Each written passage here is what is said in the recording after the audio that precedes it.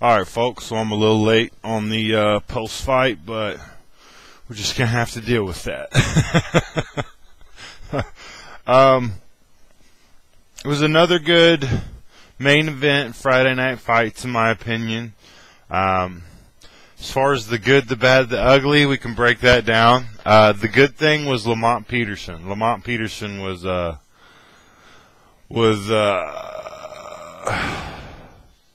outstanding against Victor Cayo.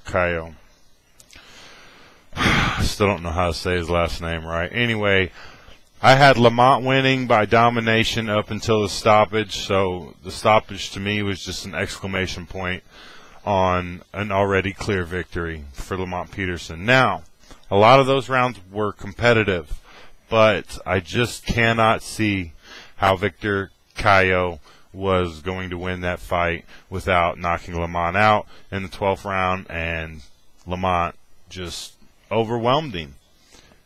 And a couple good things like about Lamont Peterson, he seems to be able to switch it up, which is kind of what we've been asking. Back off the brawling a little bit. Get on out from the inside all the time, because some of us who've been watching you before you fought Bradley, we kind of thought you had good boxing skills, and then since your big fights have happened, you've been more willing to throw down when you should have just outright boxed. And in this fight, he did kind of what I was asking him to do. Not personally, obviously I don't know this guy, but as a fan, what I wanted to see from Lamont was exactly what happened last night: an ability to switch it up, to change plans a little bit, to mix it up differently, to surprise your opponent a little bit. I think he did all those things. I think he did them really well. I think whenever he was boxing, he was doing well. He was beating Cayo on the outside, which I said Cayo's chances were on the inside, but I was wrong about that. I was wrong about Cayo's style. I wasn't really wrong about Peterson. I was wrong about how Cayo fights. But Lamont Peterson seemed to be able to beat Cayo at his own game until, Peterson would be doing it for too long, and then Cayo would figure him out and start coming back. But that's when Peterson would, switch it up and maybe go inside a little bit, and then maybe back up and go to the jab. I really liked Peterson's performance. Of course, he's got holes in his game. Almost everybody does, except minus the two top names in the sport today, which even they have flaws. But no, if you say they have flaws, then you're a fucking hater or you're a tard. So, minus those two guys, everybody else has, flaws here and there. Lamont Peterson, yeah, he lost bad to Timothy Bradley. But let's think about that. How good is the 140-pound division if on Friday night fights we saw two highly skilled 140-pounders going the fuck at it, showing us a great fight, showing a high level of skill. We're not just talking C fighters here. And then you look at the guys on the top. Look at Victor Cayo, and look at Lamont Peterson. Look how good they looked against each other on Friday night fights last night. They looked great. They looked top level. Peterson obviously looked that much better, but the titleists have beat these guys. Marcos Maidana knocked Cayo out in the 6th round. Timothy Bradley took Lamont Peterson to a 12-round wide unanimous decision. And, so the titleists are that much better than those high-level guys. It's really full of high-level opponents who, I couldn't look at Lamont Peterson Friday and go, that's a journeyman waiting to happen. I couldn't. I saw a high-class fighter in Lamont Peterson. That's what I saw. That's what I took away. But he's been beat by an even better guy. That is how stacked the 140-pound division is. And I think it's great. I thought it was a great fight. So that was the good. The bad was Edison Miranda versus Yordanis Despain. Now, I know there might be some dissension about this, and I haven't really heard it talked about much, but I don't usually like to agree with commentators just because they say stuff, but as soon as Edison Miranda got the initial point deducted from him, I thought it was bullshit. And then he immediately got another point deducted, and then he got disqualified. I just think if you would have given him 2 warnings first instead of the points. I didn't really see much in the way of warnings. Yeah, it was after the bell. It didn't look that hard. It looked more like a tap, like, hey, here, I'm still here.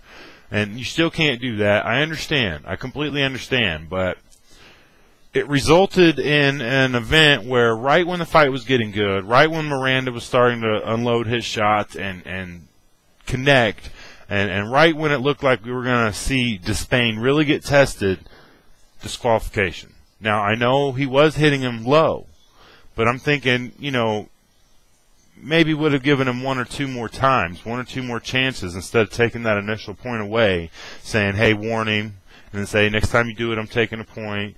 Maybe warn him again, then take a point, and then take another point, and then you go to disqualification. I just think if the fight would have lasted a little longer, we would have had a really good barn burner on our hands, and I don't think it was completely necessary to disqualify Edison Miranda.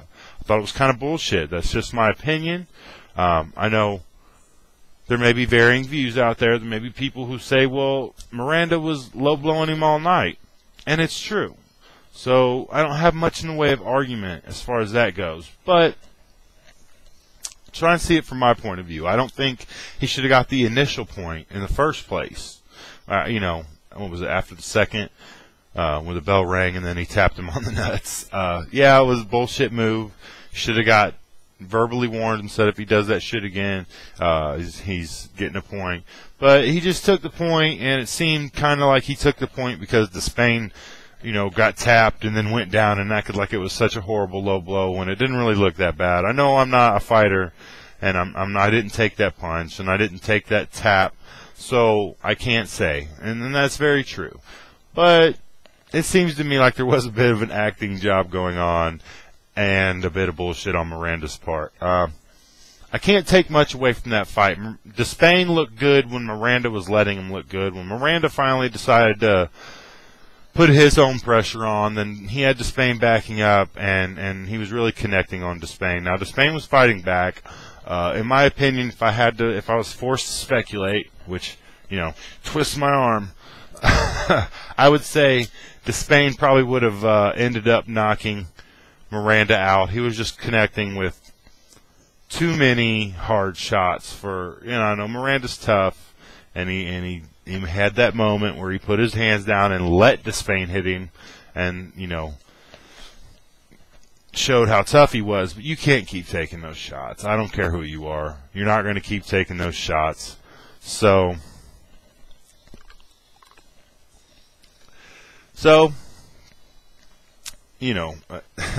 I think that's how it would have ended. But like I said, Miranda was just starting to make this fight fun, and then he got disqualified, and I kind of don't agree with the disqualification. So for me, that's the bad. And then the ugly was the Badou Jack. Now, I'm not saying he was ugly. That was an ugly-ass knockout. Ugly as in sick. That was just a nasty, nasty knockout. Of course, it was against the fucking tomato can, but I don't really care. He's a prospect. I like seeing a little flair in the prospects when they get to knock people out. I don't see much in Badou Jack to call him special, but he's still, like I said, a prospect, so maybe next time. But the shot was probably what? The punch of the night, wasn't it a body shot? I'll have to go back and watch it.